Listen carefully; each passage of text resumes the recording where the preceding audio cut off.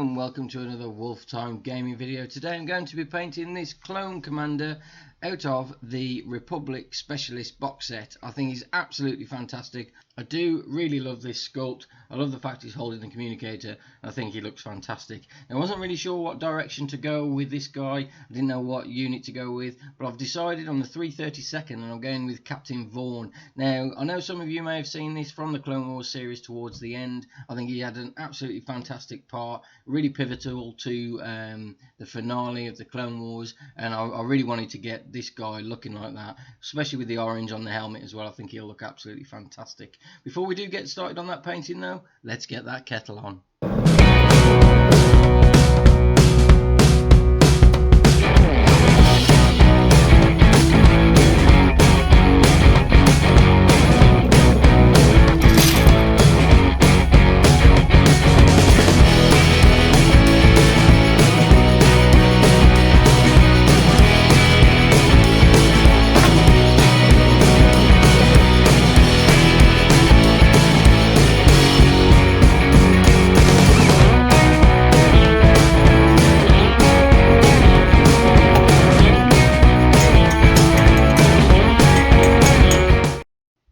Okay, so the first thing we need to do, as usual, is get a base coat down. You can see here, I've already sprayed him with Games Workshop Grey Sear. It's a really good spray paint, drops into the recesses nicely. It's very, very thin, so you leave all of those details on there. Unlike some of the, the other spray paints that you can get on the market, these are really, really good, and I can't recommend using them enough.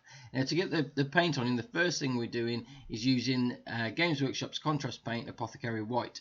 Now, this is a really, really good way of doing white armor or white clothing or anything like that. All you do is drop this contrast paint over the whole mini or all the areas that you want to be white anyway, and what it does, it drops into the recesses and you get that light grey sort of a recessed area, and it looks absolutely fantastic. I really can't recommend using this technique enough. It looks brilliant once it's done.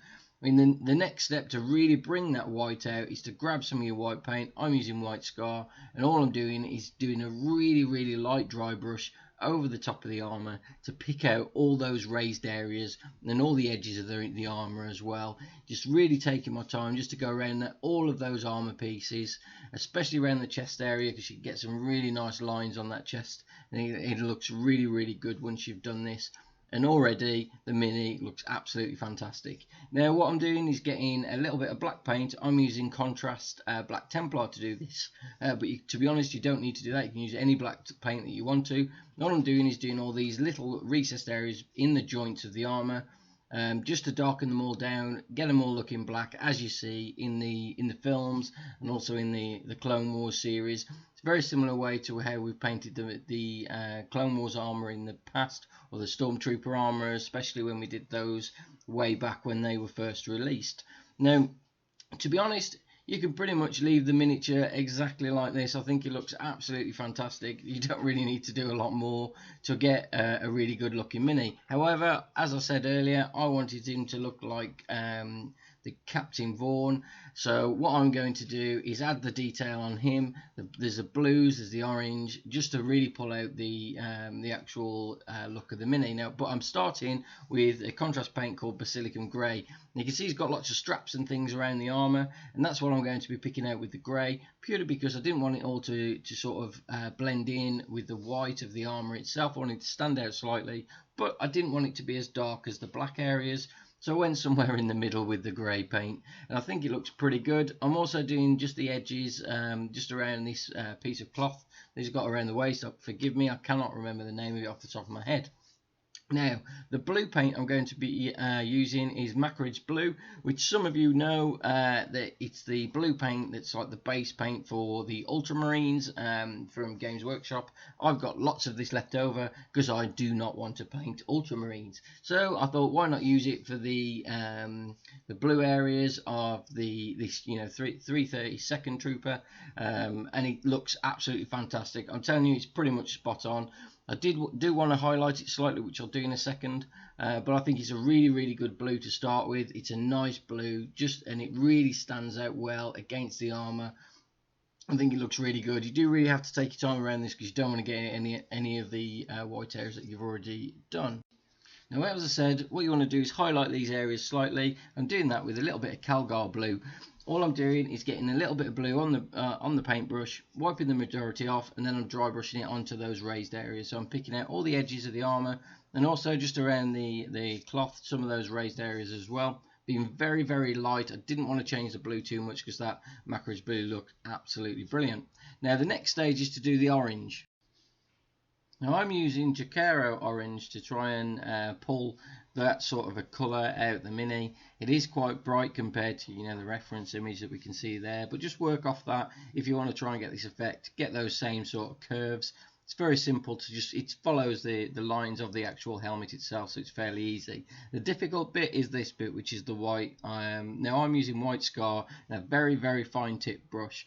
Now all I'm doing is I've got the reference image up and I'm literally just painting that. Now if you go a little bit wrong or go over somewhere, grab that little bit of Jacaro orange at the end once the white's dry and just tidy it up a little bit. I had to do that just to neaten up the lines, and it really works, to be honest. It really does work quite well. Now the next paint I'm going to be using is a paint called Lead Belcher, which is a silver paint, just to pick out the details on this the actual weapon itself. Now I'm dry brushing again, as you can see, just picking out all the raised areas of the weapon, so it makes it look a little bit more realistic and not just complete black. Now we're on to the actual communication device, and to start with we're using a really, really light blue sort of a colour, which is called Sotek Green. Now what I'm doing is painting this onto the actual miniature, covering the miniature in his hand, and just letting that dry nicely. Now what this does is give you a really nice base colour. It's not perfect, but you could leave it like this if you wanted to and didn't want to take it any further. But I'm actually using another two paints, initially Temple Guard blue, and I'm grabbing the dry brush again, and you can see I'm just picking out the edges just of the actual mini in his hand, just so it looks like it's brighter on the edges essentially, and makes it look a little bit more like the hologram. Now to finish it off, I've got another edging paint called Baharoth blue, and I'm again dry brushing it. This is a very, very, very light dry brush at this final stage, but what it does is really gets the edges of this little clone that he's got in his hand to shine really nicely and makes it look like a hologram. It shows up compared to the rest of the model. It's really, really bright and it looks great. Now as you can see, I popped a little bit of fine sand just onto the base, and I'm going to be painting that grey. I'm just starting with a Mechanica standard grey here, because I wanted it to go with a different colour to what we've done with the clones in the past, and I wanted it to be on a different world with some bright coloured neon plants and things like that. So we've started with a Mechanica standard grey as a base colour for the ground. Now the next stage is obviously to frame the actual base, and we're just doing that with black. As you know, I'm a real advocate of painting the edges of your bases black. I think it looks absolutely fantastic. One thing you will note though is you've got to be really, really careful when painting these bases, because you don't want to wipe any of the paint off the actual mini that you've already put on there before you've actually put on the spray to actually harden it all. Now the final paint here is just a little bit of Dawnstone just around the base, just to make it look really, really good, and to get an effect out of all those sort of raised areas, so it looks a little bit more realistic. It doesn't look like a big block of grey just on the base. We really wanted them to shine nicely. And that's it. The model is complete.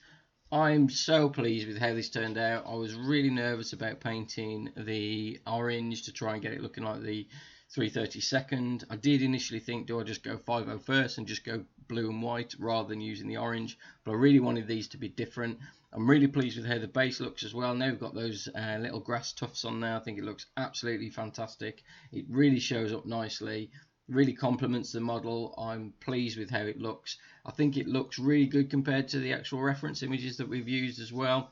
I think Captain Vaughn himself would be pleased with how the minis turned out.